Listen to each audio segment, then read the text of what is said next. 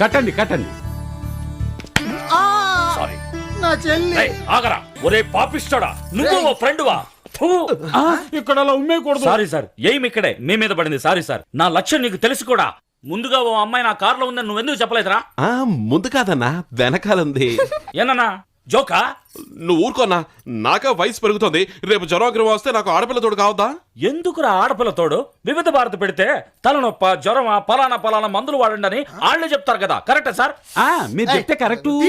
ఇద్దరు రౌడీలు వచ్చి ఇక్కడ గొడవ చేస్తుంటే ఇలా చూస్తే మీరు ఊరుకుంటారేమిటి? ఎవరిని పట్టుకొని రౌడీ అంట? సాయంకాలం దాకా ఉంచి నన్ను వదిలేయండి సార్.